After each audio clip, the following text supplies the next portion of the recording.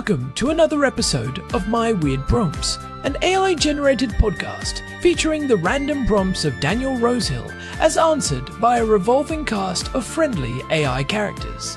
Join us for deep dives into AI, technology, and whatever other random thing Daniel finds fascinating today. Subscribe on Spotify or your favorite podcatcher. Now, today's episode. This episode was generated using artificial intelligence. Please verify facts.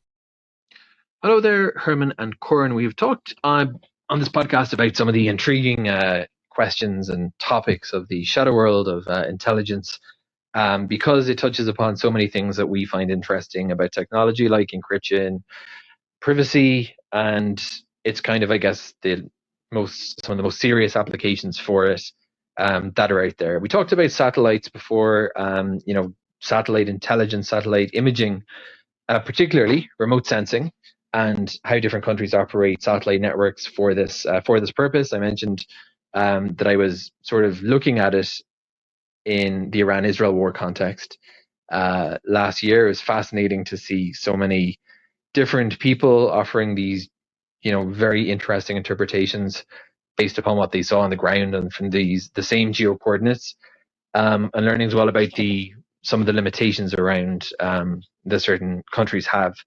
But there's also these high altitude reconnaissance planes, right, or spy planes, like the U-2. And I know very little about them in general, but like most things, I come to you with surface level information and look to deepen it a small bit. And there's also, of course, being based here in Israel and reading about some of the things that go on in the region, surveillance balloons, surveillance drones. So there's a whole bunch of different things, airborne assets that militaries and governments and intelligence agencies can use for electronic warfare, electronic counter warfare, but more commonly, I guess, for espionage surveillance. So that's what I'd love to get into in today's conversation.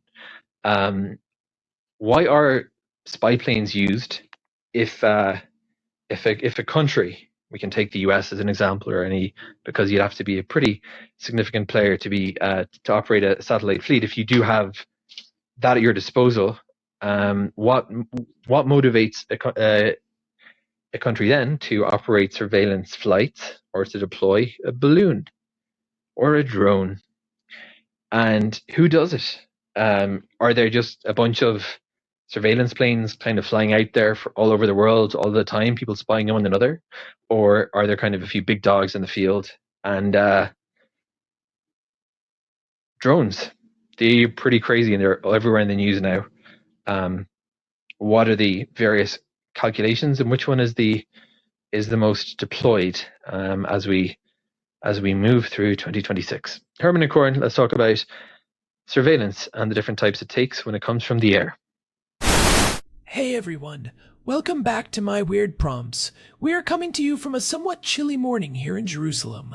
I am Corn, and I am sitting here with my brother, the man who probably knows more about high-altitude aerodynamics than anyone I have ever met. Herman Poppleberry at your service, Corn. And yes, I have definitely spent my fair share of late nights reading up on sensor pods and lift-to-drag ratios. It is a hobby, or maybe a calling.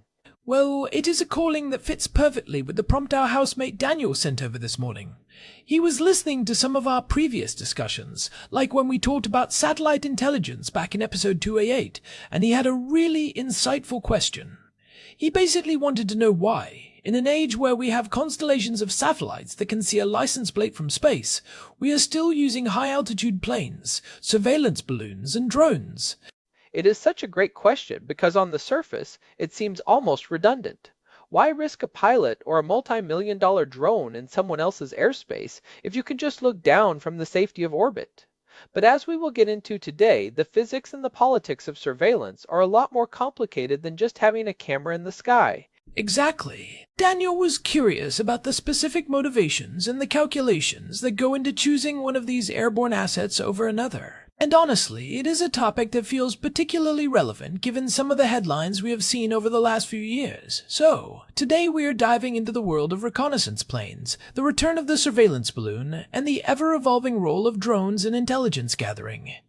I love this topic. It is really about the geography of the atmosphere. We often think of space and air as the same thing when we look up, but for an intelligence officer, they are two completely different playgrounds with different rules, different costs, and very different capabilities. Let us start with that fundamental question. If a country like the United States or China has an extensive fleet of spy satellites, why bother with anything else? What is the missing piece that satellites just cannot provide? The biggest factor is what we call persistence. Most spy satellites are in low Earth orbit, which means they are moving incredibly fast. They are circling the globe every 90 minutes or so.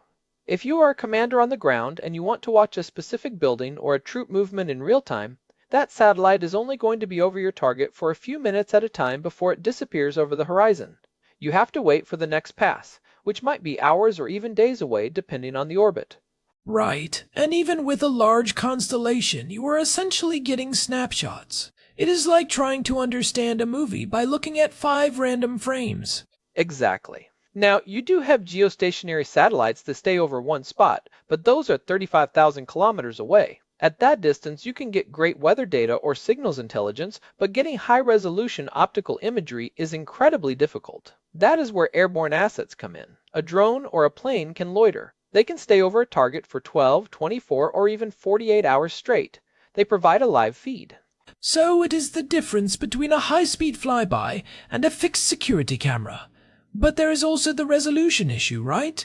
Even the best satellite is still looking through hundreds of miles of atmosphere. Precisely. The atmosphere is like a big blurry lens. It has moisture, dust, and heat shimmer. The closer you get to the target, the less atmosphere you have to look through.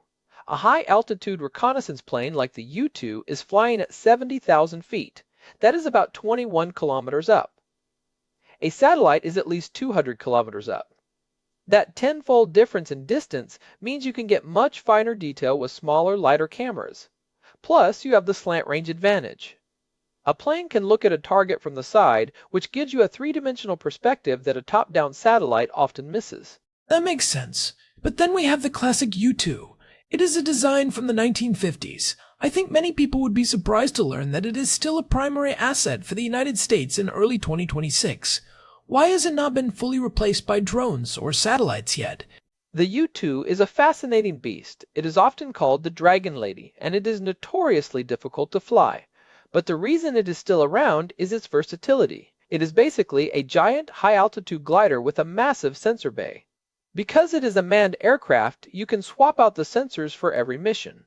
One day it might be carrying the SYERS-2C optical sensor, the next it is carrying a synthetic aperture radar that can see through clouds, and the day after that it is carrying a signals intelligence suite to intercept radio communications. The Air Force has been talking about retiring it for years, but they keep pushing the date back because nothing else can carry that specific mix. And I imagine the altitude is a key part of its defense, even though it is not a stealth plane in the modern sense.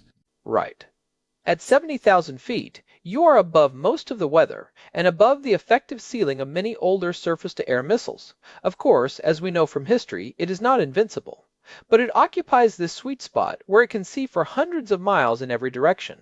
From that height, a U-2 can look sideways into a country without actually crossing the border. This is what we call standoff capability. That is an important point about sovereignty. If you are in orbit, you are not technically violating anyone's airspace, but if you fly a plane over their territory, that is a big deal. However, if you can fly along the border and look in at an angle, you get the best of both worlds. Exactly. And that brings us to the drones. If you look at something like the RQ-4 Global Hawk, it does a lot of what the U-2 does, but without the pilot. It can stay up for over 30 hours. It is essentially a high-altitude, long-endurance platform. But even then, there are trade-offs. Drones are great for persistence, but they are often slower and more vulnerable to electronic jamming than a manned aircraft where a pilot can make real-time decisions. And we are now seeing the rise of the RQ-180, which is the stealthy flying wing successor that is designed to go into contested airspace where a Global Hawk or a U-2 would be shot down immediately. I want to shift gears to something that surprised a lot of people a couple of years ago. and that is the surveillance balloon. I remember when that Chinese balloon was drifting across North America in early 2023. It felt like such an old-school technology. Why would anyone use a balloon when they have drones and satellites? It felt like a steampunk spy movie, did it not? But balloons have some incredible advantages that we often overlook. First, they are incredibly cheap compared to a satellite or a global hawk.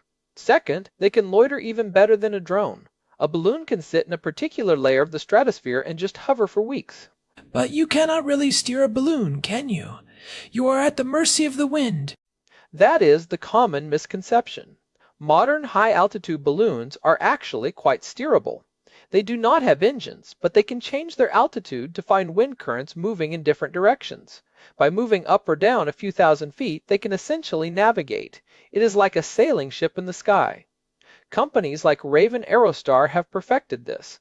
They use AAI to predict wind patterns and keep the balloon over a target area for a long time. That is wild.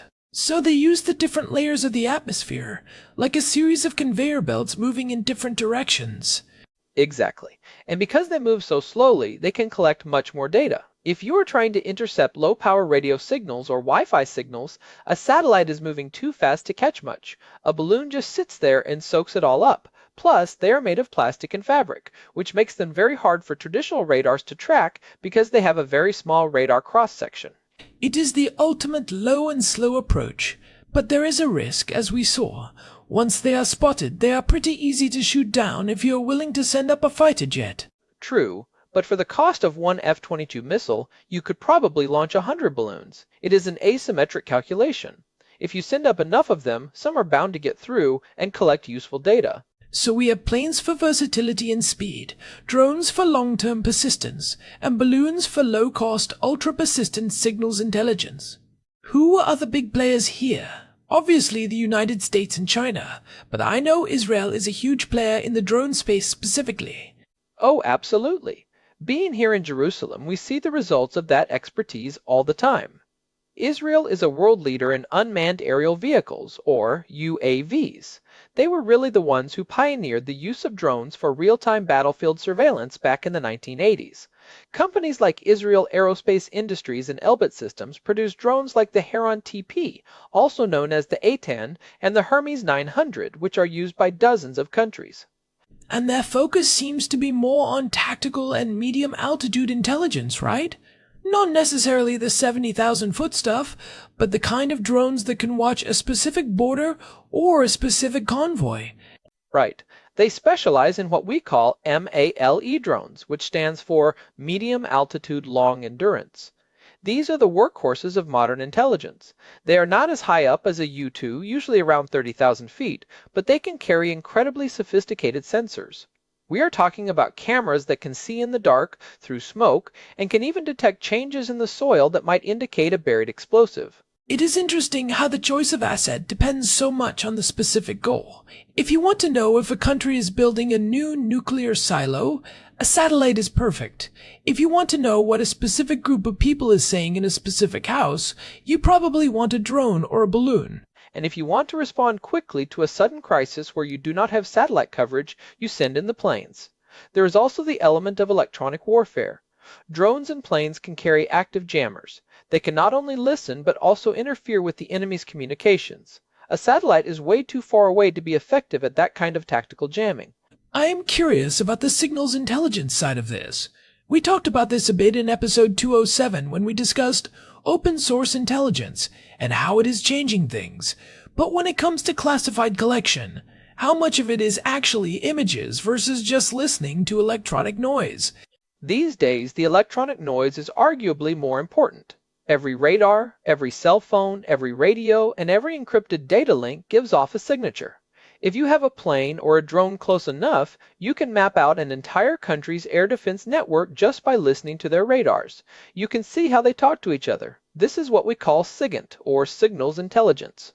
And that is why we see those spy planes flying in international airspace just off the coast of places like Crimea or the South China Sea. They are just waiting for someone to turn on a radar so they can record the frequency and the pulse pattern. Exactly. They are tickling the defenses. They fly close enough to make the other side turn on their radars, and then they record everything. You cannot do that nearly as well from a satellite because the signals are often directional and get weaker as they travel through the ionosphere. So, it is really a layered approach. It is not about one being better than the other. It is about how they all fit together. But I wonder, as I gets better and sensors get smaller, where is this going? Are we going to see swarms of tiny high-altitude drones instead of one big U-2? That is exactly where the research is headed. The concept of distributed sensing is the big buzzword right now. Instead of $1 billion satellite or $100 million plane, you launch 1,000 small, cheap drones that communicate with each other. If you lose 10 of them, it does not matter. The rest of the swarm just adjusts. That sounds like a nightmare for privacy and for air defense. How do you stop 1,000 small targets? It is incredibly difficult, and it changes the calculation for smaller countries too. You do not need the budget of a superpower to have a very effective drone surveillance program. We are seeing this play out in conflicts all over the world right now. Commercial drones are being modified for high-level reconnaissance. It is amazing how much the barrier to entry is dropped. But at the same time, the high-end stuff, the exquisite intelligence as they call it, still requires those massive platforms. I was reading about the new sensors they're putting on the Global Hawk, and the level of detail is just mind-blowing. They can basically create a three-dimensional map of an entire city in real time. It is called Wide Area Motion Imagery, or WAMI. It is essentially like having a Google Earth that is a live video. You can zoom in on any part of the city, but you can also rewind the tape for any specific vehicle. If a car bomb goes off, you can look at the footage, find that car, and then track it backward in time to see where it came from. That is incredible and also terrifying. It really brings up the question of what happens when these technologies, which were developed for the battlefield, start being used for domestic surveillance or by private companies. That is the second-order effect that we should really be thinking about. We are already seeing high-altitude balloons being used for providing internet to remote areas, but those same balloons are carrying cameras. The line between infrastructure and surveillance is getting very blurry. You mentioned earlier that the U-2 is still flying. I have to ask, is there anything on the horizon that will finally replace it? I have heard rumors about a son of Blackbird, the SR-72. The legendary Skunk Works projects. Yes, Lockheed Martin has been working on the SR-72, which would be a hypersonic drone. We are talking about something that can fly at Mach 6. At that speed, you do not even need stealth. You are moving so fast that by the time a missile is launched, you are already gone. Current reports suggest we might see flight demonstrators in the air later this year or in early 2027. Mach 6. That is over 4,000 miles per hour. You could cross the entire United States in less than an hour. Exactly. The goal there is prompt global surveillance. If something happens anywhere in the world, you can have a sensor over it in 90 minutes or less. It fills that gap between the persistence of a drone and the speed of a satellite. But the engineering challenges of hypersonic flight are immense.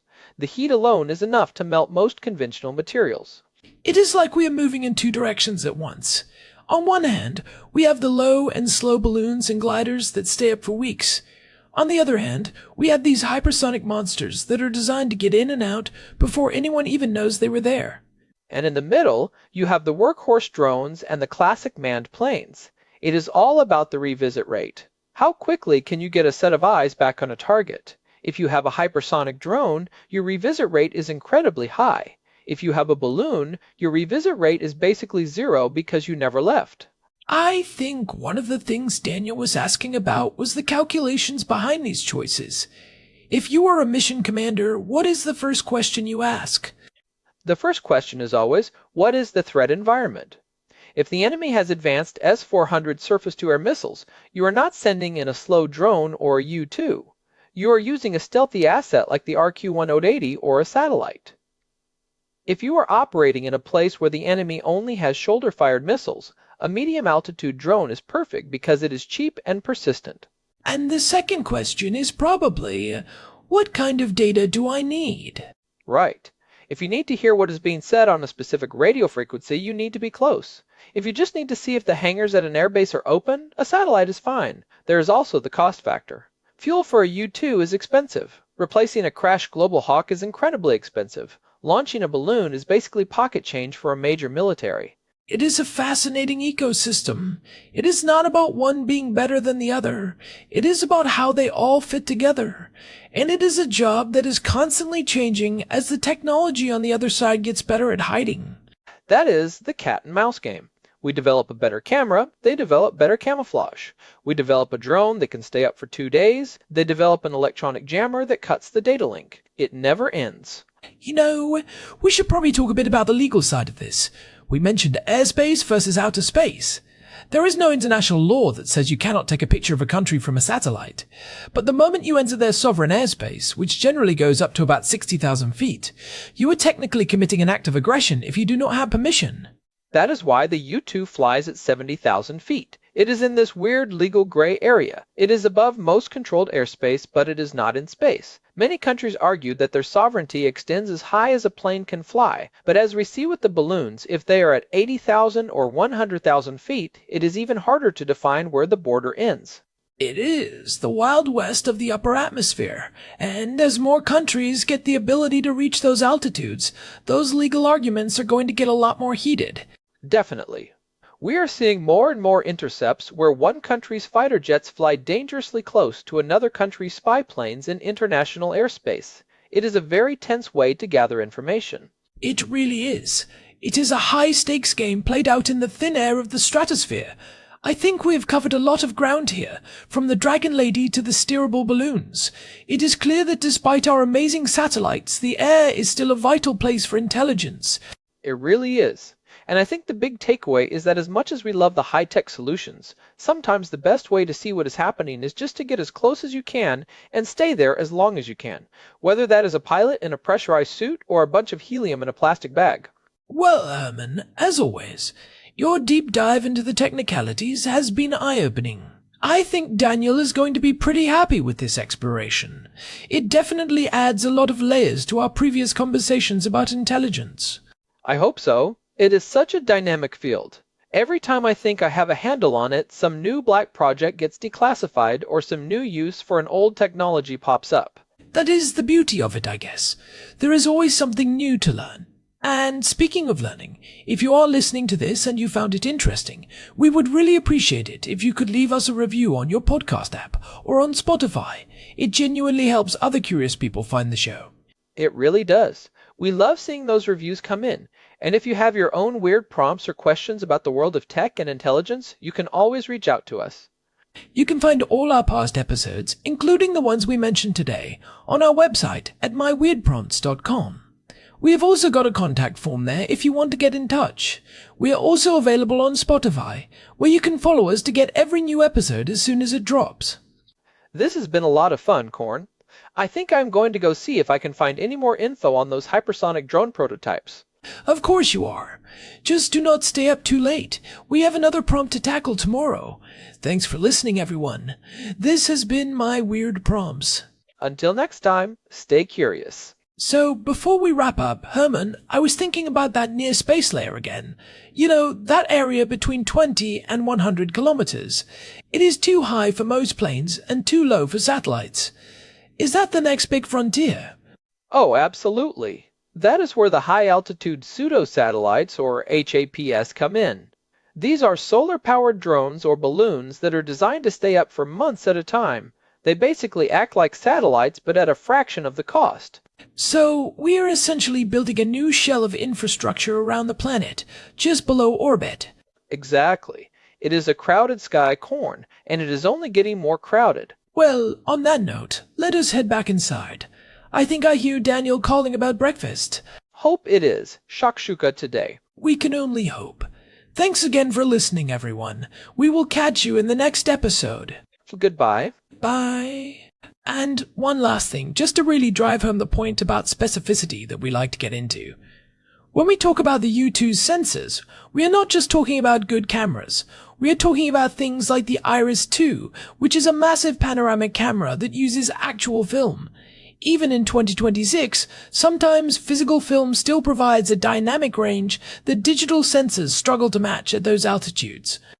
That is a great point. The wet film process is still legendary in the recon community. They actually have to fly the film back and have it developed in a specialized lab. It sounds ancient, but the resolution is still the gold standard for certain types of analysis. It is that blend of old and new that makes this whole field so fascinating. Okay, now we are really done. See you next time. See ya. This episode was generated using Gemini Flash 3. Text-to-speech engine was Chatterbox Turbo.